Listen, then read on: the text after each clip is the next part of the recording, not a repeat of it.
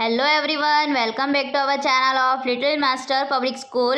Today I am going to teach chapter number 8 of science subject for the class 7th, which is winds, storms and cyclone. Let's start. Before we begin, remember that the moving air is called the wind. मतलब जो normal हमारे आसपास जो air move करती है उसे हम क्या कहते हैं? विंड. टॉपिक हमारा क्या है? Air exerts pressure. मतलब जो एयर है वो प्रेशर को एक्सर्ट करती है. किस तरह? तो आपको एक टिन लेना है या फिर कैन लेना है, ठीक है, थिन, जिसमें आप बॉयल वाटर को अगर पास करते हो तो उसका जो शेप है वो इस तरह हो जाएगा. मतलब बिफोर इस तरह का शेप था, लेकिन जैसे ही आपने उस पर हॉट वाटर पास किया तो वो उसका शेप इस तरह चेंज हो गया. तो इस एक्टिविटी से हम देख सकते हैं कि जो एयर है वो क्या करती है? प्रेशर को एक्सट्रैक्ट करती है. Okay, next, high speed winds are accompanied by reduced air pressure. मतलब कि अगर हम ये एक्टिविटी से हम क्या करेंगे कि हमें एक बोतल लेनी है, उसके जो माउथ है, माउथ के साइड पे आपको एक पेपर का छोटा सा टुकड़ा रखना है और स्लोली ब्लो करना है. तो स्लोली ब्लो करोगे तो पेपर एकदम बॉटम तक नहीं जाएगा, बोतल के बॉटम तक नहीं जाएगा, लेकिन वही तुम यहाँ पे वो बॉटम तक चला जाएगा. ओके, नेक्स्ट क्या है? एक्टिविटी है. ये सब एक्टिविटी आपको रीड करनी है और ये समझनी है, ठीक है. मेन टॉपिक जो है वही पढ़ेंगे. We see that increased wind speed is needed accompanied by a reduced air pressure. यहाँ पे देखो बैलून है, ये भी एक्टिविटी है. तो ये सब एक्टिविटी आप घर पे आराम से करिएगा. Air moves from the region where the air pressure is high.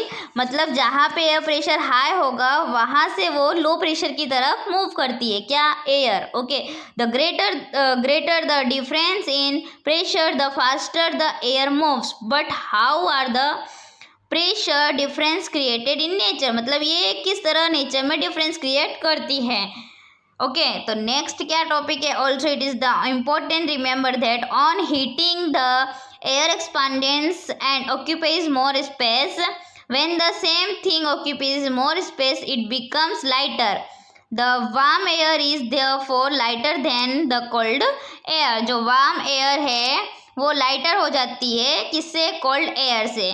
That is the reason that the smoke goes up. मतलब इसी वजह से जो धुआं है वो ऊपर की तरफ उठता है. कभी आपने देखा है कि जो धुआं है वो नीचे की तरफ ग्रो अप करता है? नहीं, वो ऊपर साइड ही जाता है. ओके, क्योंकि वो वार्म जो एयर होती है वो लाइटर होती है कोल्ड एयर से. Now wind currents are generated due to uneven heating on the earth. मतलब जो एयर करेंट है, सॉरी विंड करेंट है, वो अनइवन होती. किस तरह? Uneven heating between the equator and the poles. मतलब इक्वेटर और पोल्स के बीच में जो हीटिंग है उसके थ्रू. तो यहाँ पे देखो, अगर जो रीजन ठंडे हैं मतलब कोल्ड है, तो ठंडे को रीजन की तरफ से हमें कैसी एयर मिलेगी या कैसी विंड मिलेगी? कोल्ड. ओके, क्योंकि वहाँ का जो टेम्परेचर होता है 0 to 30 degree latitude belt on their side. Okay, जिससे कि जो भी ठंडी हवा है या कोल्ड एयर है वो क्या करती है? वार्मर रीजन की तरफ ब्लो करती है, जहाँ पे the air is colder than that latitude about 60 degree. The warm air at this latitude rises up and the cold wind from the polar region rushes in to take its place. मतलब कि वही चीज़ है. देखो यहाँ पे आपको अर्थ में ध्यान से दिख रहा होगा कि ये यहाँ पे जो अपर साइड है यहाँ पे, तो क्या यहाँ पे कोल्ड रीजन है, वहाँ से वो एयर ब्लो करती है, और जहाँ पे हमारा हॉट रीजन है वहाँ से एयर दूसरी साइड को ब्लो करती है. ओके, तो ये चीज़ हमें दिखने को मिल रही है. Uneven heating of land and water. मतलब आपने देखा होगा कि डे के टाइम पे हमारी जो लैंड है वो ज़्यादा हीट रहती है, मतलब गर्म रहती है. ओके, तो डे के टाइम पे अगर लैंड से हवा एयर सी की तरफ जा रही है तो वो वार्म रहेगी. लेकिन जब नाइट का टाइम होगा तो क्या होगा? सी से जो एयर जाएगी वो कैसी रहेगी? कोल्ड रहेगी. लेकिन जब ये विंटर का टाइम होगा तब जो सी से जो हमें कोल्ड एयर मिलती थी नाइट के टाइम, वही क्या हो जाएगी, कन्वर्ट हो जाएगी वार्म में। Okay, the monsoon winds carry water and it's rain, मतलब जो मानसून के टाइम पे एयर चलती है, एयर ब्लो करती है, वो क्या करती है, वाटर को कंटेन करती है और रेन होती है। The word monsoon is derived from the Arabic word, जो मानसून है वो अरेबिक वर्ड से लिया गया, इसका मतलब है सीजन। ओके, नाउ यहाँ पे देखो जो भी एयर है वो किस तरफ ब्लो करती है वो चीज़ दी गई है। Let's study two situation, thunderstorm and cyclone. Thunderstorm क्या होता है, चक्रवात, और बवंडर, साइक्लोन भी चक्रवात और बवंडर। Okay, thunderstorm and cyclone. Thunderstorm develop in hot humid tropical areas like India very frequently, मतलब जो thunderstorm है वो कहाँ पे ज़्यादातर होता है, तो hot humid tropical region में। Okay, the rising temperature produce strong upward rising winds, मतलब जो अगर गर्म रीजन होंगे तो क्या करेंगे, जो टेम्परेचर है वो स्ट्रॉन्ग होगा और जो हवाएं हैं वो तेज ब्लो करेगी। Water droplets upward, the winds carry droplets upward where they freeze and fall down again, मतलब क्या करते हैं, साथ में पानी को लेके वो अप साइड जाते हैं एंड डाउन साइड आते हैं। मतलब आपने देखा होगा जो सी में तेज तरह से लहरें चलती है और तो सुनामी आती है वो, ठीक है।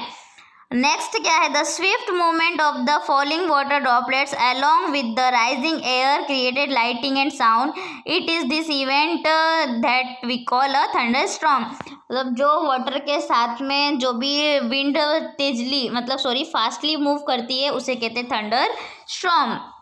Have a thunderstorm becomes a, क्या थंडरस्टॉर्म साइक्लोन बन सकता है, तो yes, before cloud formation water takes up heat from the atmosphere to change into vapor. When water vapor changes back to liquid from a raindrops, this heat is released to the atmosphere. आपने देखा होगा कि जो सी में से water है वो vapour हो जाता है और क्लाउड जो है वो वेपर को कंटेन करके रखता है, और जो भी रेनी सीजन होता है तब वो ड्रॉपलेट्स नीचे आते हैं। The chain of events and with the formation of very low pressure system with very high speed wind revolving round it, मतलब जो आपने देखा होगा लैंड से थोड़ा थोड़ा राउंड करके, ऐसे राउंड करके ऊपर एक स्ट्रक्चर रेडी होता है जिसे कहते हैं साइक्लोन, मतलब चक्रवात। ओके, इस तरह का स्ट्रक्चर आपने देखा होगा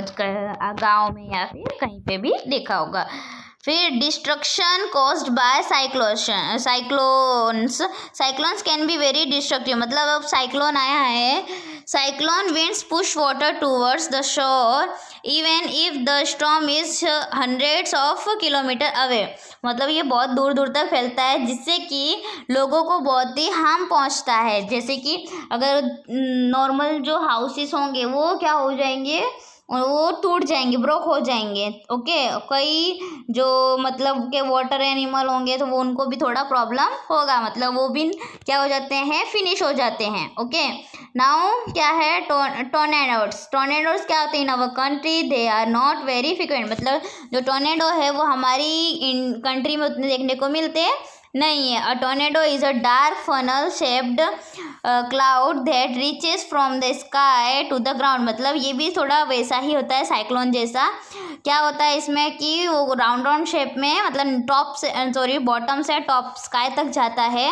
most of the tornadoes are weak, ज़्यादा मतलब ये इतने डेंजर होते नहीं। A violent tornado can travel at speeds of about 30 kilometre पर हावर, मतलब जो एकदम मतलब जिससे कि हमें हार्म पहुंच सकता है, वो टोर्नेडो की स्पीड कितनी होती है, लगभग 300 किलोमीटर पर hour. Okay, the whole coast lines of India is vulnerable to cyclone. Okay, effectivity क्या मतलब कि सेफ्टी हमें क्या रखनी चाहिए, तो cyclone forecast and warning service, मतलब कि साइक्लोन के बारे में पहले से ही वार्निंग्स देनी चाहिए।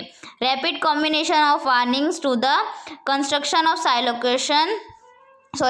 Cyclone shelters in the cyclone prones areas and administration, मतलब कि जिसे भी ये विदर ऑर्गेनाइजेशन के पास, इंस्टीट्यूशन के पास हमें इंफॉर्मेशन लेनी चाहिए। Action on the part of the people, मतलब लोगों को इसके थ्रू क्या करना चाहिए, तो we should not ignore the, मतलब अगर हमें कहीं से इंफॉर्मेशन मिल रही है कि हाँ चाहे साइक्लोन या फिर टॉर्नेडो आने वाला है, तो हमें उसके लिए पहले से ही अरेंजमेंट करने चाहिए। We should not ignore the, मतलब उन्हें इग्नोर नहीं करना चाहिए और जो भी इंफॉर्मेशन उसे अच्छी तरह से समझना चाहिए। We should make necessary arrangement, और जो भी हमारी जो ज़रूरतमंद चीज़ वस्तु है उसे कलेक्ट करके सेफ्टली रखना चाहिए।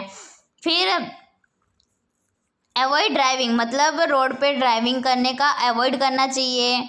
और इस फ्लूड में हैव डैमेज, और जो बाढ़ आती है तो उससे, क्योंकि रोड को डैमेज हो सकता है, इसकी वजह से हमें वो चीज़ अवॉइड करनी चाहिए। Some other precaution if you are staying in, अगर तुम बार बार ऐसे एरिया में रहते हो जहाँ पे बार बार साइक्लोन देखने को मिलते हैं, तो वहाँ पे क्या प्रिकॉशन करने चाहिए, तो do not drink water that would be contaminated, always store drinking water for emergency, मतलब आपको क्या करना है, जो नल में से पानी आता है वो पानी पीना नहीं चाहिए, और जो पानी अपने स्टोर करके रखा है उसे पीना चाहिए।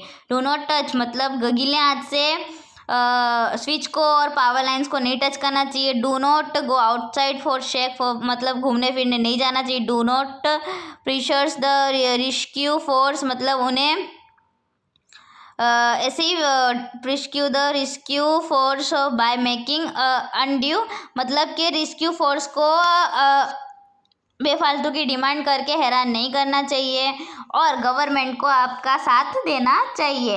एडवांस्ड टेक्नोलॉजी हैज़ हेल्प, मतलब आज के टाइम पे एडवांस टेक्नोलॉजी हमें बहुत ही ज़्यादा हेल्प करती है। कैसे, तो हमें देखो आज के टाइम पे तुरंत ही पता चल जाता है कि कौन सी जो प्रॉब्लम है वो आने वाली है। Coastal regions may have had less than a day of prepare equivalent their homes are the oncoming cyclone. The world today is very different. Thank you for satellite, मतलब सैटेलाइट और रेडर्स को हमें thank you करना चाहिए कि उन्होंने हमें पहले से ये साइक्लोन अलर्ट और साइक्लोन वॉच की वजह से हमें 48 घंटे पहले वो हमें बता देते हैं। उन्हें 48 घंटे में उनको पता चलता है और हमें 24 आवर्स में वो लोग पहले से हमें वार्निंग दे देते हैं। तो ये हमारे लिए एडवांस टेक्नोलॉजी है, तो इसके हमें थैंक यू करना चाहिए। ओके, और उसमें हमें उनका साथ भी देना चाहिए। ओके, तो यहाँ पे चैप्टर हो जाता है आपका finish. Thank you for watching this video.